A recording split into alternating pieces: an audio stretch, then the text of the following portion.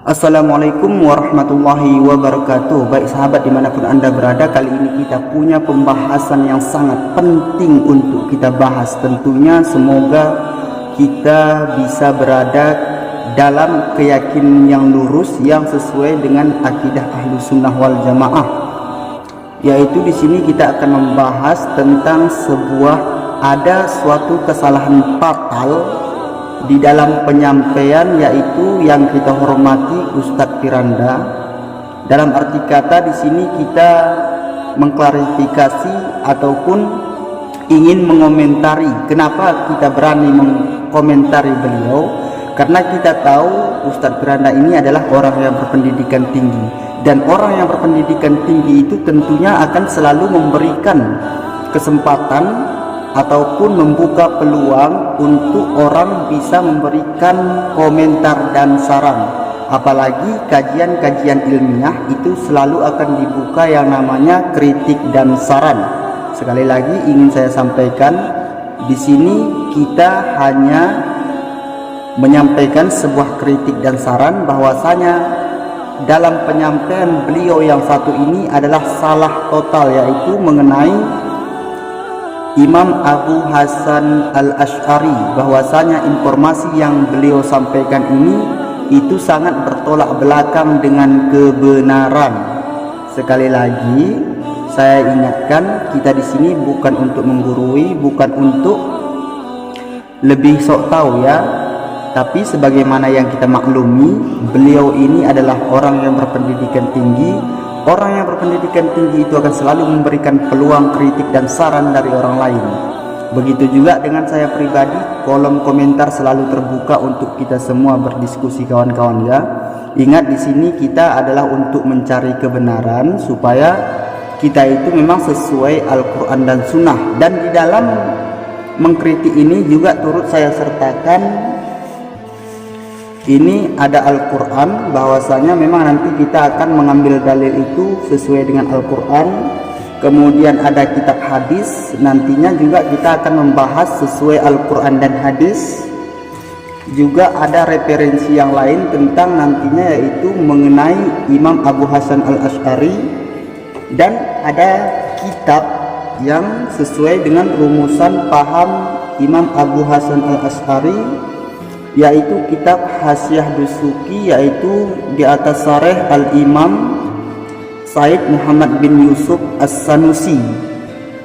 Ini adalah rumusan daripada Imam Abu Hasan Al-Asy'ari. Nah, nanti kita akan membahas tentang yang dimana Ustadz Piranda ini mengatakan Imam Abu Hasan Al-Asy'ari saja sudah meninggalkan pahamnya, tapi malah sebagian kaum masih menisbahkan dirinya kepada Al-Asy'ari. Nah, ini yang akan kita bahas kawan-kawan ya.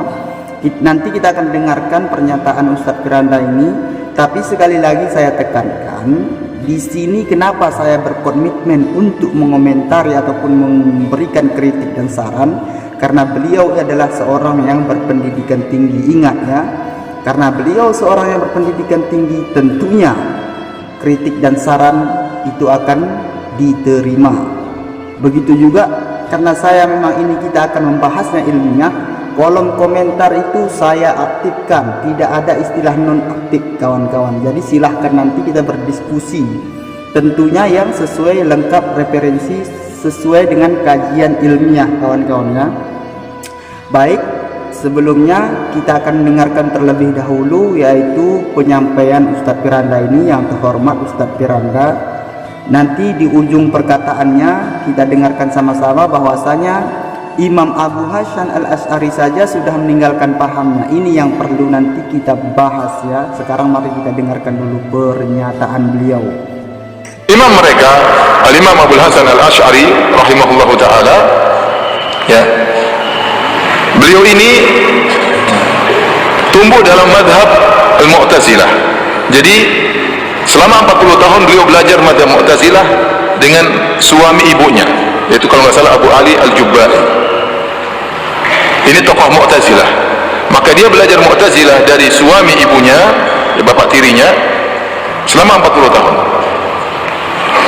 Setelah itu dia pun sadar, maka dia pun bertemu dengan sebagian murid Muhammad bin Kullab, ya, yang disebahkan kepadanya madhab Kullabiyah, ketemu dengan muridnya, maka dia mengambil madhab Kullabiyah dari muridnya Muhammad bin Kullab, maka berubahlah madhabnya. Kalau Mu'tazilah menolak sifat-sifat Allah seluruhnya, adapun Kullabiyah hanya menolak sebagian sifat Allah dan menetapkan sebagian sifat Allah. Sifat-sifat dzatiyah ditetapkan oleh Muhammad bin Kullab, seperti sifatul ulu, Allah berada di atas. Kemudian sifat al-yad, yadain, kedua tangan, wajah, al-ainain, dua mata, ya, Allah Subhanahu wa taala memiliki dua mata dan seterusnya. Jadi Abu Hasan al-Asy'ari memiliki tiga kondisi. Kondisi pertama berada di madhab Mu'tazilah, kondisi kedua berada di madhab Kullabiyah, dan yang ketiga di akhir hayatnya beliau kalau tidak salah bertemu dengan Al-Imam Al-Barbahari rahimahullahu ta'ala. Kemudian beliau pun merubah madhabnya menjadi madhab Ahlus Sunnah wal Jamaah, sehingga beliau menulis buku namanya Al-Ibanah an Usulid Diyanah. Kemudian dalam buku tersebut beliau mengatakan, saya berada di atas madhabnya Al-Imam Ahmad bin Hanbal rahimahullahu ta'ala. Jadi beliau sudah bertekad untuk mengikuti madhabnya Al-Imam Ahmad bin Hanbal, karena Al-Imam Ahmad bin Hanbal berada di atas manhajus salaf, dan beliau sudah berusaha. Secara garis besar beliau kembali merujuk kepada manhajus salaf, namun ada sebagian yang beliau belum mampu untuk rujuk karena masih ada syubhat yang bercokol di kepala beliau rahimahullahu ta'ala. Tetapi secara umum beliau sudah berusaha menuju kepada manhajus salaf. Inilah Imam Abu Hasan al-Asy'ari rahimahullah, sehingga di akhir hayatnya beliau menulis kitab Al-Ibanah. Ada kitab-kitab yang lain yang semisal dengan Al-Ibanah, yaitu Maqalatul Islamiyyin, ya. Kemudian kitab Ar-Risalah ila Ahli Thaqar, kemudian kitab Al-Ibanah. Di tiga buku ini beliau menetapkan Allah di atas, dan di tiga buku ini beliau menetapkan sifat Al-Istiwa. Di ketiga buku ini beliau menetapkan Allah memiliki sifat Al-Ainain, sifat Al-Yadain, dua tangan dan dua mata. Dalam tiga buku ini, ya. Kalau seandainya Al-Ibanah diragukan oleh sebagian Ahlul Bidah, dan Al-Ibanah ternyata benar-benar karangan Abu Hasan al-Asy'ari. Kenapa? Murid-muridnya menukil dari beliau tentang perkataan Imam Abu Hasan al-Asy'ari dari kitab Al-Ibanah. Karena sebagian orang meragukan, itu bukan karangan Abu Hasan, itu hanya karangan yang disebahkan kepada beliau, dan tidak benar. Ternyata sebagian ulama Asy'ariyah menukil dari kitab Al-Ibanah. Nah, kalau Al-Ibanah pun tidak diakui, masih ada kitab Maqalatul Islamiyyin fi Ikhtilafil Musallin, dan juga kitab Risalah ila Ahli Thaqar. Dan kitab ini secara umum, secara global berada di atas manhajus salaf, meskipun ada sebagian kesalahan-kesalahan, ya, tapi secara umum berada di atas manhajus salaf, yang menunjukkan beliau sudah merujuk kepada manhajus salaf pada tingkatan yang ketiga. Maka menyedihkan, ada suatu kelompok yang menisbahkan diri mereka kepada Al-Imam Abu Hasan al-Asy'ari, sementara imamnya sudah berubah. Sementara imamnya sudah berubah. Sementara imamnya sudah merujuk kepada manhajus salaf. Sementara mereka masih menisbahkan diri mereka kepada Abu Hasan al-Asy'ari, sementara Abu Hasan al-Asy'ari sudah merubah akidahnya, ya. Baik, itu tadi kita sudah mendengar bahwasanya yang dimana pada akhir perkataan beliau mengatakan imamnya saja sudah meninggalkan paham tersebut. Nah, ini yang sangat keliru dan sangat fatal, karena ini menyangkut dengan akidah. Bagaimana mungkin Imam Abu Hasan al-Asy'ari ini meninggalkan paham ataupun rumusan yang telah dirumuskan beliau, yang dimana rumusan yang dirumuskan oleh Imam Abu Hasan al-Asy'ari ini adalah sesuai dengan pemahaman sunnah, sesuai dengan Al-Quran dan hadis.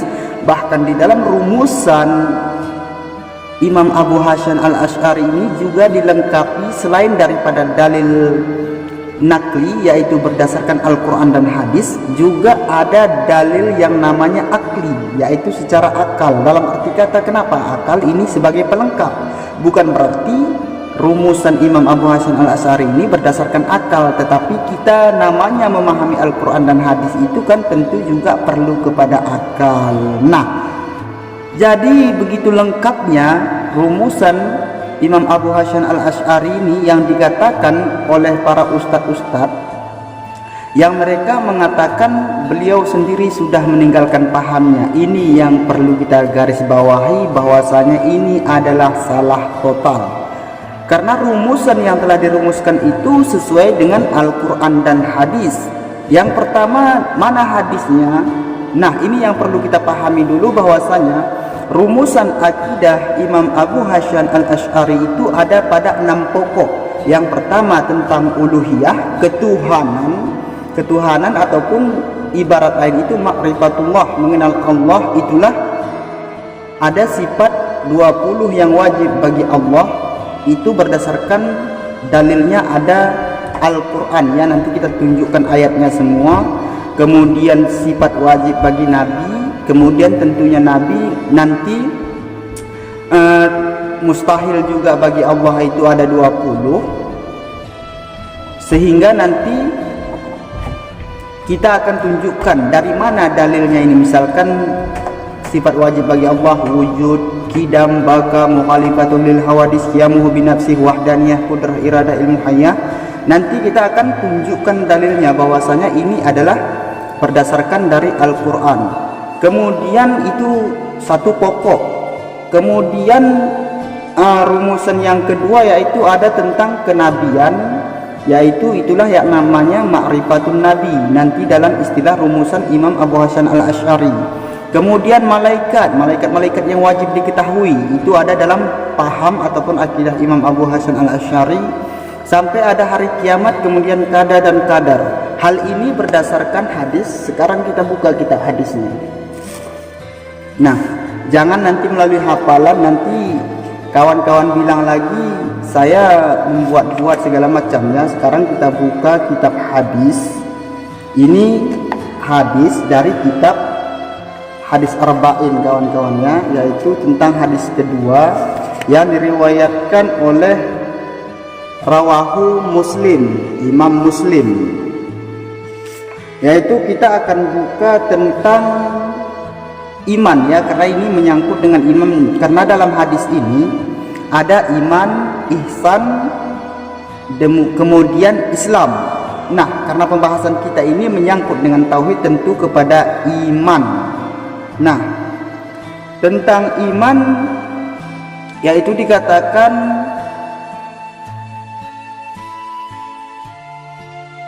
ini dia, kita akan tunjukkan ya, mana dia.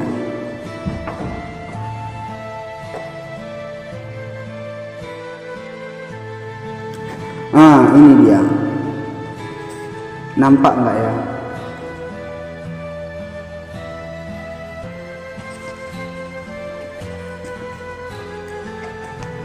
Ini ya, biar jelas.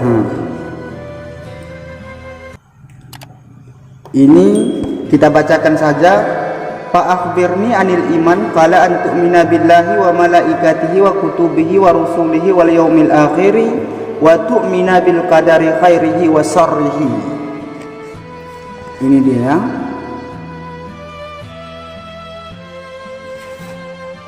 Wa rusulihi wal yaumi, jelas enggak ya?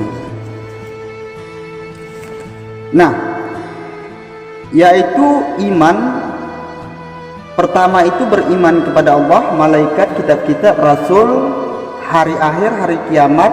Kemudian beriman kepada qada dan qadar. Artinya yang dirumuskan oleh Imam Abu Hasyam Al-Asy'ari ini, yaitu yang mana 6 landasan pokok itu berdasarkan hadis yang diriwayatkan oleh Imam Muslim daripada an Umar radhiyallahu anhu. Artinya daripada Umar. Ini dia.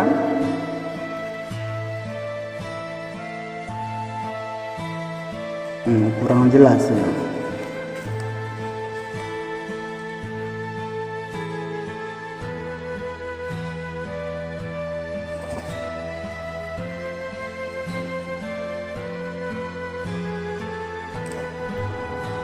Hadis yang diriwayatkan oleh Imam Muslim yaitu tentang iman. Artinya rumusan yang dirumuskan oleh Imam Abu Hasyam Al-Asy'ari, 6 pokok tersebut itu berdasarkan hadis. Nah, kemudian kita masuk ke pembahasan satu persatu kawan-kawannya. Satu persatu, yaitu tadi kan saya katakan itu semua berdasarkan Al-Quran ya. Dalilnya bahwasanya rumusan i'tikad kaum ahlu sunnah wal jamaah ataupun pemahaman Imam Abu Hasan al-Asy'ari tadi semuanya berdasarkan Al-Quran dan hadis. Hadisnya tadi sudah kita tunjukkan melalui 6 pokok dasar pemahaman yang dirumuskan oleh Imam Abu Hasan al-Asy'ari. Tapi perlu dulu diketahui, namanya rumusan itu bukan pendapat pribadi kawan-kawan ya. Imam Abu Hasan al-Asy'ari ini hanya merumuskan, ibaratnya begini. Misalkan kan wajib bagi Allah bersifat wujud kidam baka, nah, dalilnya ini. Begitu namanya rumusan, bukan berdasarkan pikiran daripada Imam Abu Hasan al-Asy'ari ini. Artinya Imam Abu Hasan al-Asy'ari itu sudah memeriksa berdasarkan Al-Quran dan hadis. Begitu dalam arti kata rumusan. Bukan berarti imam tersebut dari hasil pikirannya, tapi beliau itu berijtihad memeriksa berdasarkan Al-Quran dan hadis, sehingga paham-paham yang dirumuskan oleh Imam Abu Hasan al-Asy'ari ini sesuai daripada Al-Quran dan hadis. Nah, yang pertama kan tadi ada wujud, kidam, baka, mukhalifatul lil hawadits, qiyamuhu bi nafsihi, wahdaniyah, qudrah, iradah, ilmu, hayah, sama. Kita ambil contoh sampel yaitu wahdaniyah. Allah wajib bersifat wahdaniyah. Ini dalam pemahaman Imam Abu Hasan al-Asy'ari. Wajib bersifat wahdaniyah. Wahdaniyah itu apa? Artinya esa. Allah wajib bersifat esa. Dalilnya mana? Nah, akan kita tunjukkan, yaitu qul huwallahu ahad. Katakan olehmu wahai Muhammad, Allah itu esa. Kita akan buka ya, mana surah Al-Ikhlas. Nah, ini dia qul huwallahu ahad. Nanti kawan-kawan mungkin tidak percaya ya. Ini langsung kita tunjukkan mana nih. Ini ayat pertama yaitu qul huwallahu ahad. Katakan olehmu wahai Muhammad. Ini dia ya.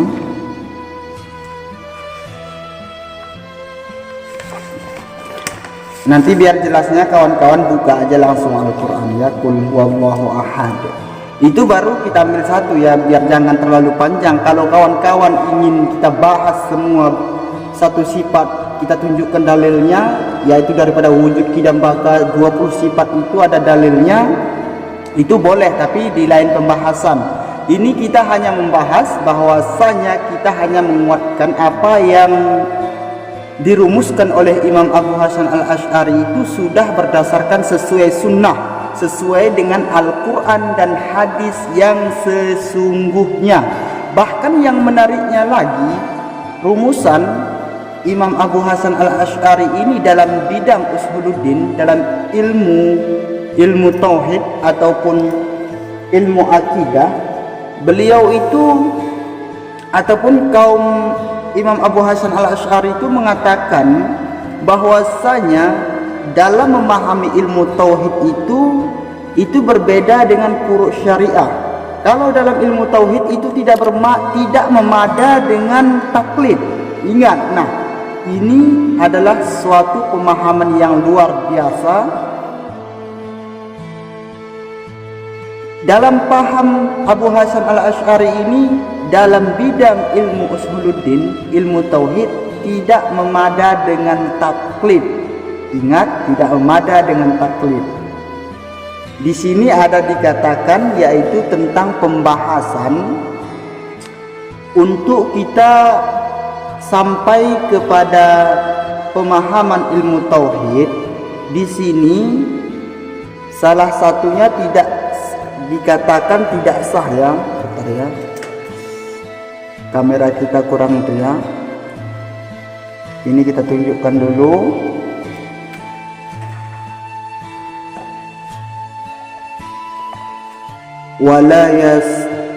Ini ada wala yasihu taklid. Bentar kawan ya, biar kita tampakkan langsung ya. Ini coba perhatikan, wala yasihu taklid, tidak sah taklid bihi padanya. Artinya hi isim damir ini kembali kepada pembahasan, yaitu mengenai tentang permasalahan ilmu tauhid. Artinya dalam bidang ilmu tauhid ini tidak memada hanya sekedar taklid, tidak memada dengan pendapat imam, tetapi harus sesuai dengan, harus lengkap dengan dalilnya. Kawan-kawan sudah lihat kan?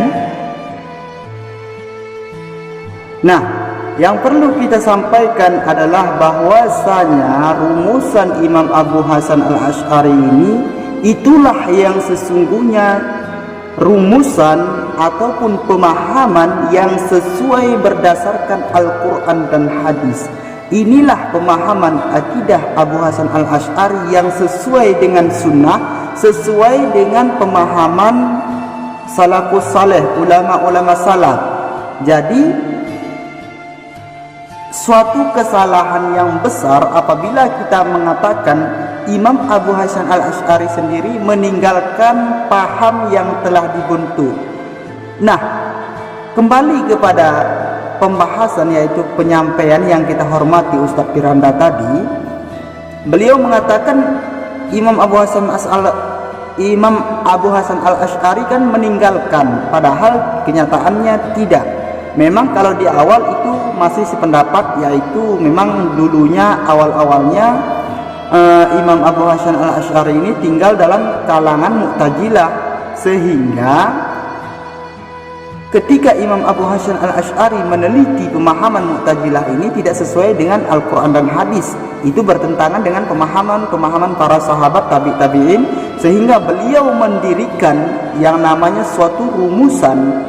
Itulah yang dirumuskan itu yang kita kenal sekarang ini, istilah namanya Asy'ariyah. Artinya pemahaman Imam Abu Hasan Al-Asy'ari, beliau itu menggali sendiri hukum berdasarkan Al-Quran dan hadis, yaitu yang beliau gali adalah tentang ilmu tauhid. Jadi suatu kesalahan besarlah apabila kita katakan Imam Abu Hasan Al-Asy'ari telah meninggalkan pahamnya. Ini luar biasa kesalahan fatal, apalagi ini menyangkut dengan akidah, menyangkut dengan keimanan. Nah, kembali saya sampaikan di sini, saya berani mengomentari lagi-lagi karena kita tahu bahwasanya Ustadz Piranda ini adalah seorang yang berpendidikan tinggi. Artinya orang yang berpendidikan tinggi ataupun yang namanya mengkaji kajian ilmiah itu tentu akan menerima kritik dan saran. Begitu juga dengan saya pribadi, ketika saya ini akan mengkaji, mengkritik secara ilmiah, kolom komentar itu terbuka lebar buat kawan-kawan untuk menuliskan pendapatnya bagaimana. Tapi ingat, jangan ada mencaci di antara kita. Kita ini membahas, usahakan referensinya lengkap. Artinya kita bukan asal ngomong kawan-kawannya. Berkomentarlah sesuai dengan pembahasan.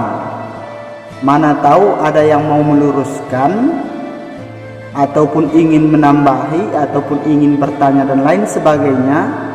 Tujuan kita di sini untuk bertabayun supaya kita kembali kepada Al-Quran dan Sunnah yang sesungguhnya, bukan cuman sekedar mengaku kembali kepada Al-Quran dan hadis. Kemudian saya ingin katakan supaya kita itu memang sesuai dengan pemahaman salafus saleh yang sesungguhnya, bukan cuman mengaku manhaj salaf. Jadi begitu kawan-kawan ya. Apabila ada kesalahan, nanti kita akan bahas kembali, ataupun ada sesuatu yang ingin kita diskusikan di kolom komentar, silahkan buat kawan-kawan semua ya.